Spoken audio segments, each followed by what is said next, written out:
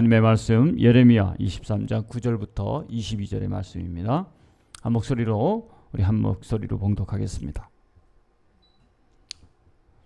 예언자들아 들어라. 내 심장이 내 속에서 터지고 내 모든 뼈가 떨리며 내가 취한 사람처럼 되고 포도주에 골마 떨어진 사람처럼 되었으니 이것은 주님 때문이요 그의 거룩한 말씀 때문이다. 진실로 이 땅에는 음행하는 자들이 가득 차 있다. 진실로 이런 자들 때문에 땅이 슬퍼하며 광야의 초장들은 메마른다. 그들이 하는 일이 악하며 그들이 힘쓰는 일도 옳지 못하다. 예언자도 썩었고 제사장도 썩었다. 심지어 나는 그들이 나의 성전 안에서도 악행을 저지른 것을 보았다. 나 주의 말이다. 그러므로 그들의 길이 미끄럽고 캄캄한 곳이 될 것이며 그들이 그곳에서 떠밀려 넘어지게 될 것이다. 내가 정한 해가 되면 그들에게 재앙을 내리겠다. 나 주의 말이다. 나는 일찍이 사마리아의 예언자들에게서 못마땅한 일들을 보았다. 그들은 바알의 이름으로 예언하여 내 백성 이스라엘을 그릇된 길로 인도하였다. 그런데 이제 내가 예루살렘의 예언자들에게 끔찍한 일들을 보았다. 그들은 간음을 하고 거짓말을 한다. 악행을 저지르는 자들을 도와서 어느 누구도 죄악에서 떠날 수 없게 한다. 내가 보기에 그들은 모두 소돔 사람들과 같이 되었고 예루살렘의 주민은 고모라 백성과 같이 되었다. 그러므로 이런 예언자들을 두고 나 만군의 주가 말한다. 내가 그들에게 쓴 쑥을 먹이며 독을 탄 물을 마시게 하겠다. 죄악이 예루살렘의 예언자들에게서 솟아나와서 온 나라에 퍼졌기 때문이다. 나 만군의 주가 말한다. 스스로 예언자라고 하는 자들에게서 예언을 듣지 말아라. 그들은 헛된 말로 너희를 속이고 있다. 그들은 나 주의 입에서 나온 말을 전하는 것이 아니라 자기들의 마음속에서 나온 환상을 말할 뿐이다. 그들은 나 주의 말을 멸시하는 자들에게도 말하기를 만사가 형통할 것이다. 주님의 말씀이다 한다. 제 고집대로 살아가는 모든 사람에게도 너희에게는 어떠한 재앙도 내리지 않을 것이다 하고 말한다. 그러나 그 거짓 예언자들 가운데서 누가 나 주의 회의에 들어와서 나를 보았느냐? 주가 나의 말을 들었느냐? 누가 귀를 기울여 나의 말을 들었느냐? 보아라, 나 주의 분노가 폭풍처럼 터져 나온다. 회오리 바람처럼 밀려와서 악인들의 머리를 후려칠 것이다. 나 주는 나의 마음속에 뜻한 바를 시행하고 이룰 때까지 분노를 풀지 않을 것이다. 마지막 날이 오면 너희가 이것을 분명히 깨달을 것이다. 이런 예언자들은 내가 보내지 않았는데도 스스로 달려나갔으며 내가 그들에게 말을 하지 않았는데도 스스로 예언을 하였다. 그들이 나의 회의에 들어왔다면 이 백성에게 나의 말을 들려주어서 내 백성을 악한 생활과 악한 행실에서 돌아서게 할 수 있었을 것이다. 아멘. 오늘은 지도자의 중요성이라는 주제를 가지고 함께 말씀을 묵상하기 원합니다. 지도자는 이 당시에는 예언자, 제사장 이런 사람들이 지도자들이었습니다. 신약시대 예수님께서도 예루살렘 전에 와서 대제사장, 서기관 이런 지도자들 때문에 참 곤란을 겪었습니다. 그때나 지금 예레미야 때나 공통점이 뭐냐 하면 하나님의 말씀에 귀를 기울이지 않았다는 거고 또 자신의 뜻에 자신의 마음에 가는 대로 행했다는 것이죠. 말씀의 기준이 내 삶의 기준이 하나님의 말씀이어야 하는데 하나님의 말씀보다는 자기의 생각대로 지도자들이 행했다는 것입니다. 근데 문제는 거기서 끝나는 게 아니라는 거죠. 지도자가 잘못된 생각을 가졌을 때 그 여파는 많은 사람들에게 영향을 미치기 때문에 지도자가 굉장히 중요하다는 사실입니다. 그래서 지도자는 지도자를 따르는 사람들에게 삶의 방향을 결정하게 하는 그런 영향을 미칩니다. 지도자가 올바른 길로 인도하면 그 밑에 따라오는 사람들도 올바른 길로 가게 되지만 지도자가 죽음의 길로 사람들을 인도하게 되면 다 멸망하게 되는 그런 결과를 맞이하기 때문에 지도자 한 사람의 영향력은 굉장히 크다고 말할 수 있습니다. 우리가 임진왜란 때 이순신하고는 장군 하나가 그 많은 부정적인 그런 영향 속에서 자신의 지략을 통해서 많은 사람들을 구하고 나라를 구하지 않았습니까? 한 사람의 영향이 굉장히 큰 것이고 또 요한 웨슬레도 18세기 영국 사회를 부정과 부패 속에 살아가는 사람들에게 정말 삶에 긍정적이고 또 하나님이 원하시는 그런 방향으로 세상을 변화시키는데 굉장히 결정적인 역할을 했습니다. 그래서 역사가들은 웨슬리 한 사람의 영향력으로 피의 혁명을 진행하게 했다, 이런 평가를 웨슬리에게 내리고 있는 것입니다. 나 한 사람쯤이야 라고 하는 생각은 버려야 합니다. 여러분도 누군가에게는 영향을 미치고 있다는 사실을 기억해야 합니다. 나는 지도자가 아니니까 내가 뭐 그렇게 영향을 미치겠어? 아니죠. 우리는 한 사람 한 사람, 또 내 자녀들, 또 내가 살아가는 지인들, 이웃들, 친구들, 이런 사람들에게 나는 보이지 않게 영향을 미치고 살기 있기 때문에 나도 어떻게 보면 지도자와 같은 영향력을 가진 사람 중에 하나라고 말할 수 있습니다. 오늘 말씀에 보면 이런 말씀이 있습니다. 13절에 나는 일찍이 사마리아 예언자들에게서 못마땅한 일들을 보았다. 이게 여기 나는 이제 하나님이시죠. 벌써 하나님께서 이미 다 보고 계시던 거예요. 지도자들 어떻게 지도하고 있는지. 그들은 바알의 이름으로 예언하며 내 백성 이스라엘을 그릇된 길로 인도하였다.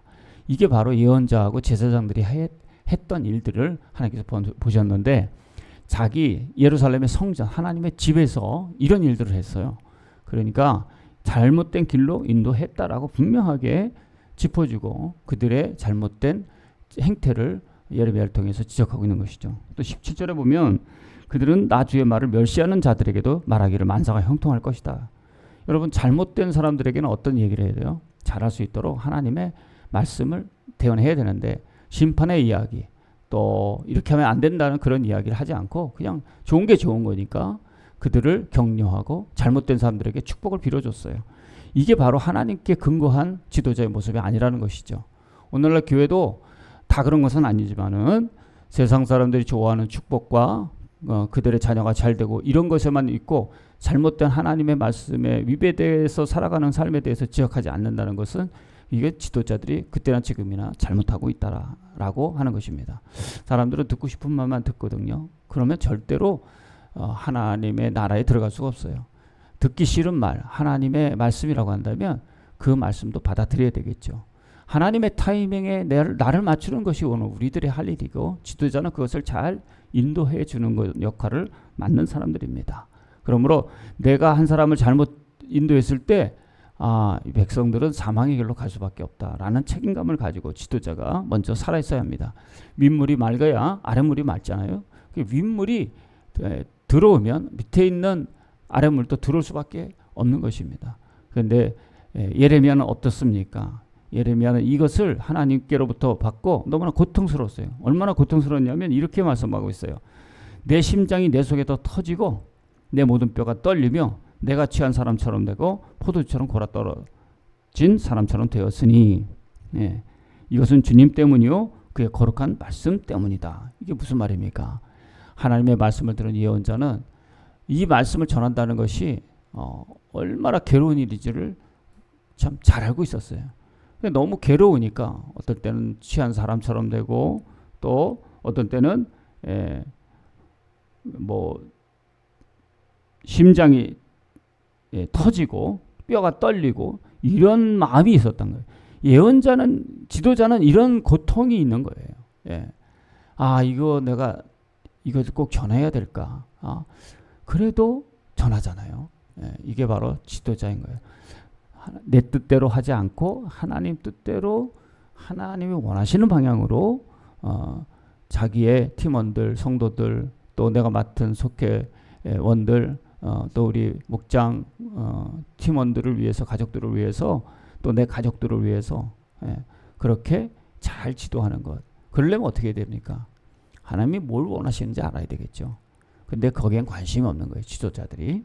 자, 두 번째는 이거 지도자가 잘못되니까 뭐가 죄고 뭐가 하나님 기뻐하시는 건지를 구분하지 못하는 것이죠. 여러분, 신천지나 이단들이 왜 하나님의 큰 재앙을 받을 수밖에 없냐면 성경의 말씀에 위배된 게 너무 많아요. 근데 그걸 잘 보면 괜찮은데 비유풀이라고 하는 유혹된 그런 성경 공부 방법을 가지고 그들을 미혹해 하는 겁니다. 헷갈리게 하는 거죠. 진리가 아닌 걸 진리를 믿도록 안경을 쓰는 작업을 했기 때문에 그 사람들이 벗어나지 못하는 거예요. 그러니까 잘못된 사람들이 자기만 잘못되면 되는데 그 밑에 따라오는 많은 사람들도 재앙을 면치 못할 것입니다. 예, 빨리 회개하고 돌아와야 돼요. 거기서 빠져나와야 돼요. 예, 그래서 죄악에서 못 떠나게 하는 것은 지도자만의 그런 미혹된 데 책임을 지어가는 게 아니라 거기에 빠져있는 사람들도 죄악 가운데서 나오지 못하기 때문에 함께 멸망을 받고 하나님의 심판을 받게 된다는 사실입니다. 그래서 지도자가 굉장히 중요한 거죠. 생명을 살리느냐 죽느냐, 이게 미혹된 영에 빠지느냐 안 빠지느냐도 관련이 있다는 거죠. 지도자만 벌 받는 게 아니라 거기 따라오는 많은 백성들도 같이 멸망을 받는데, 멸망받을 게 어떻게 멸망을 받으냐면 거기에 있는 땅까지도 저주를 받고 성까지도 저주를 받는 거예요. 예, 지도자의 잘못된 인도로 모든 도시 전체가 멸망을 받게 되는데, 오늘 말씀해 보면 소돔과 고모라보다 더하다고 그랬어요. 소돔과 고모라가 망했잖아요. 근데 거기가 어디입니까? 지금 소돔과 고모라가 아니라 예루살렘이에요. 예, 하나님의 거룩한 도성, 거룩한 성 예루살렘, 거기가 바로 소돔과 고모라보다 더한 죄악 가운데 빠져 있다는 사실입니다. 누구 때문에 그렇습니까? 지도자가 먼저 잘못됐기 때문에 그런 거죠. 요시야 왕이 BC 622년에 종교개혁을 단행했어요. 그래서 모든 신상과 우상들을 다 제거했는데 609년에 요시야가 세상을 떠났거든요. 그러니까 다시 올라오게 된 거예요. 우상들이 올라오게 되고 다시 여호와의 성전에 바알의 신상이 세워지고 거기서 점을 치고, 예, 이런 우상 숭배, 그래서 간음하고 거짓말을 하는 이스라엘 백성들을 지도하는 지도자들을 고발하고 있는 것입니다. 오늘 말씀해 보니까 14절의 말씀이에요. 그런데 이제 내가 예루살렘의 예언자들에게서 끔찍한 일들을 보았다. 그들은 간음을 하고 거짓을 말하는, 이게 바로 이제 이방 신들을 섬겼던 그런 모습들을 얘기하고 있는 것입니다. 악행을 저지르는 자들을 도와서 어느 누구도 죄악에서 떠날 수 없게 한다. 내가 보기에 그들은 모두 소돔 사람들과 같이 되었고 예루살렘의 주민은 고모라 백성과 같이 되었다.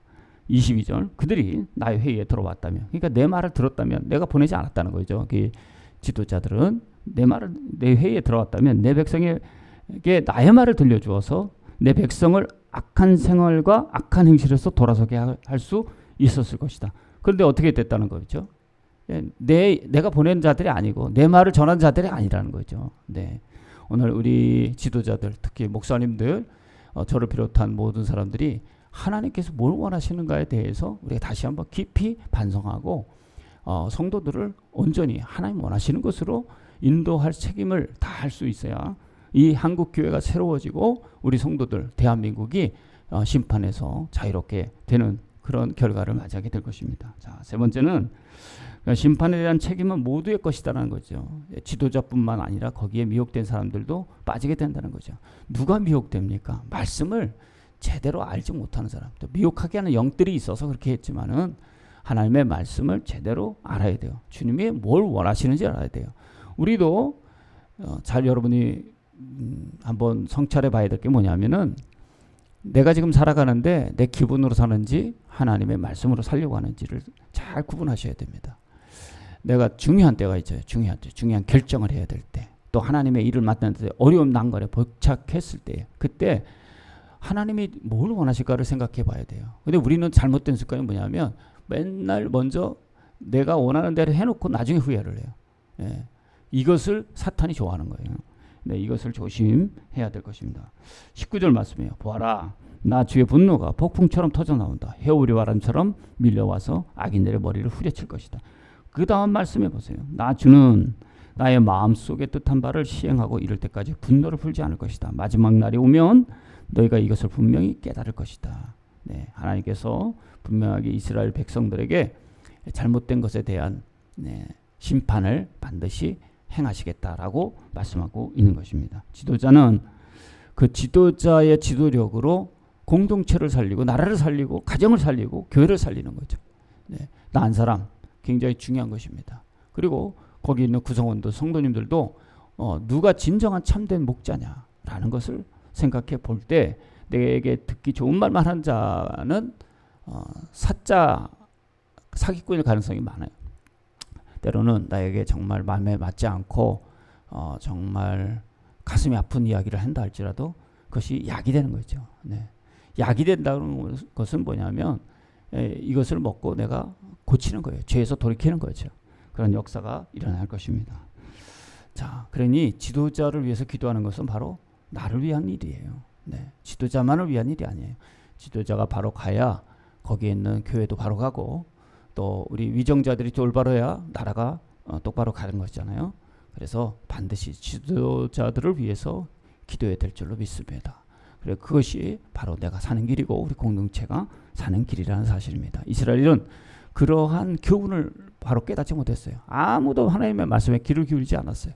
오늘 우리가 조심해야 될 것은 하나님의 말씀에 귀를 기울이고 오늘 내가 하나님께서 무엇을 바라시고 계실까라고 한번 묵상해 보면서 오늘도 하나님이 원하시는 길을 순종함으로 달려가서 오늘 하루도 멋지게 하나님의 아름다운 영광을 드러내는 하루가 되시기를 바랍니다. 사랑의 아버지 하나님, 오늘도 우리 자신들이 내 몫이, 내 책임이 무엇인가를 깨우쳐 주셔서 내 한 사람의 잘못으로 인하여 나를 통해 잘못된 영향력을 미치지 않는지 다시 한번 돌아보게 하시니 감사합니다.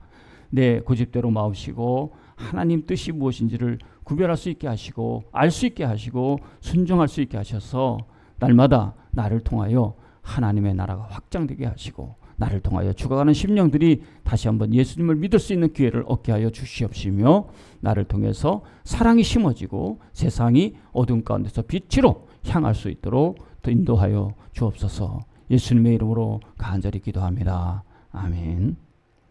내일 새벽 5시에 뵙겠습니다.